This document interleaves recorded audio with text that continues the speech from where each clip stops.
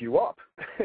So, I mean, if you can entertain with wrestling moves, if you can be as entertaining with headlock, take it again, as you can with a triple Lindy moonsault, the smart wrestler is going to do the headlock and save, the high-risk stuff for the matches or the moments when you get the most mileage out of it. Doing less means a lot more as long as you're smart about it. And Ray's certainly smart about it. True. Let's talk about your school lockup. Any of the guys or girls there, you see potential in that might, get picked up by one of the big three in the next year or two? Well, I mean, that's a tricky question. Guys that have been through there, I've had a number of guys that have gone and gotten tryouts and worked with WWE and TNA and things like that. But the problem is that it's that same carbon copy, 175 to 225.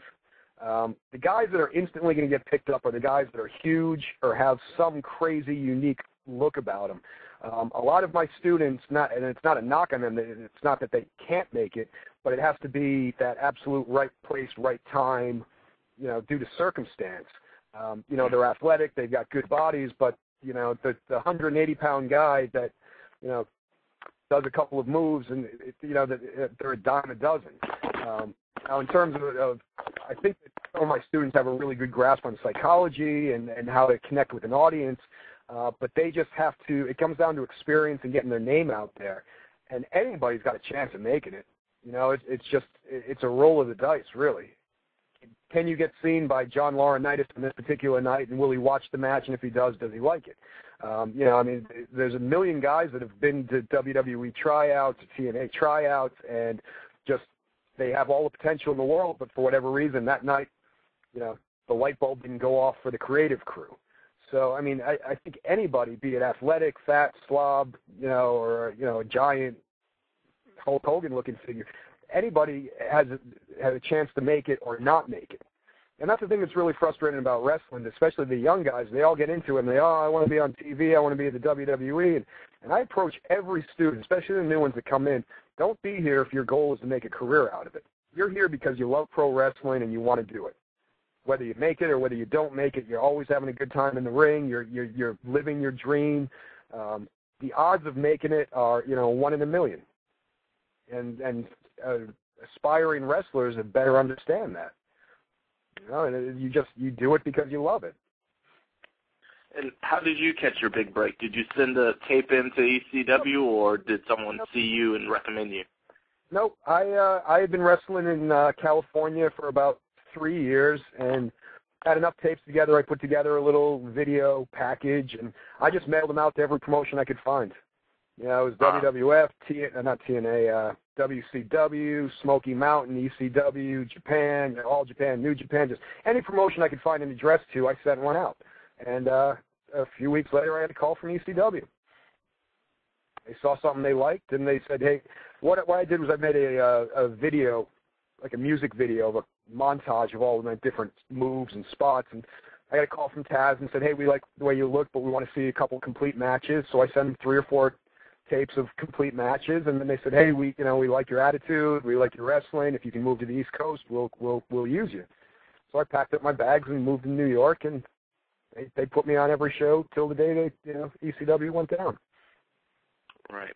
And you were Dudley from day one, it seems. Does that, how do you feel? Because there's no separation. Do you ever see yourself, getting back to the WWE or TNA, whichever you prefer to be, without Bubba or Devon there? Yeah, I mean, again, nothing's out of the realm of possibility. Although the thought of going back on the road full time right now is kind of, something I wouldn't say I'd look forward to it. I mean, I certainly would enjoy going back and wrestling in front of the big arenas and things like that. But the thought of being, at an airport every day, 5 days a week, and that I was on the road from '96 to about 2007 full time, and never realized how exhausting it was until I got away from the airports for about a month or two.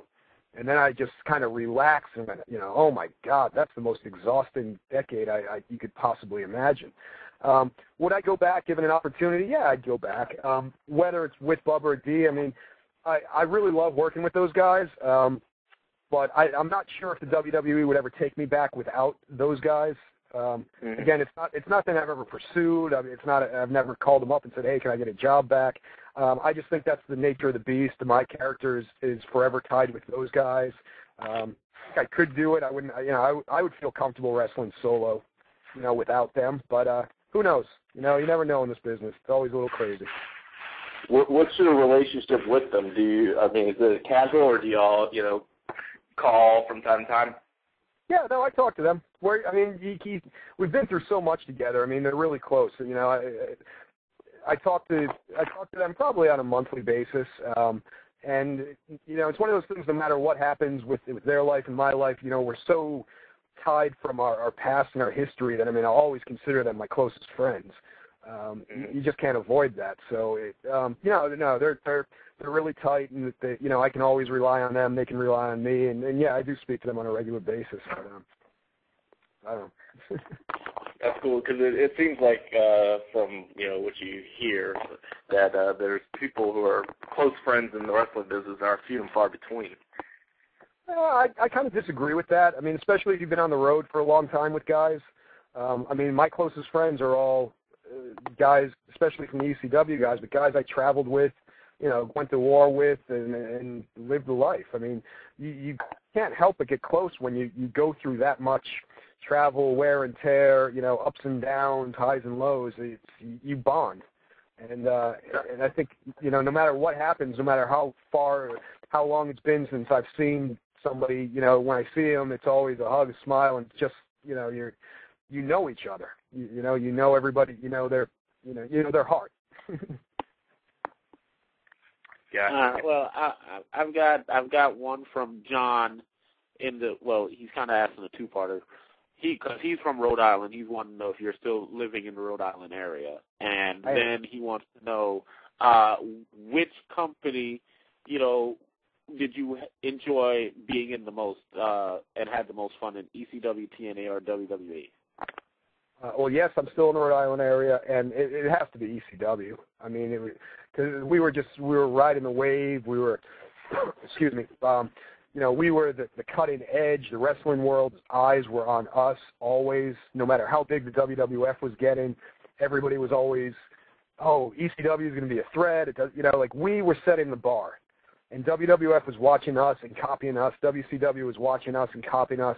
And then, the whole thing when they were stealing talent and whatnot. It was unbelievable to be a part of a group that revolutionized the business.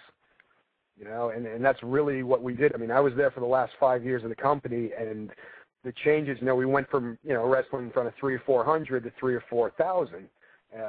From local TV to national TV to the pay-per-views it was just, and the group, it was a team effort. It was an all-for-one effort. There were certainly some good times. There were definitely some bad times, but it was without a doubt the closest knit locker room I'd ever been in. So there's rumors that they're going to switch the brand name from the ECW that they have created. Do you think that's a good thing, or it's a bad thing, indifferent? It's indifferent, really. I mean, even when they brought ECW back, I was indifferent because ECW was the anti-establishment wrestling. It can't be ECW when it's owned by the establishment. So, I mean, them bringing it up as ECW was just a way to kind of cash in on the history of that company. And, changing the name brand or whatever, it doesn't matter. It's still going to be a WWF product. WWE, I'm sorry. They can't, you can't erase that, and you can't recreate what once was. So it doesn't matter what label they put on. It's still just going to be another WWE, another Raw, another SmackDown, another generic ECW. Did it diminish the ECW brand any by them using it? I wouldn't say diminish. I mean, maybe, today the kids that didn't realize what ECW was, that they might not understand it. But, I mean, there's certainly tons of, DVDs and books and all that sort of stuff that anybody that's any sort of historian can go back and see that, wow, there was something special going on here. especially watching the way we used to brawl through the crowds and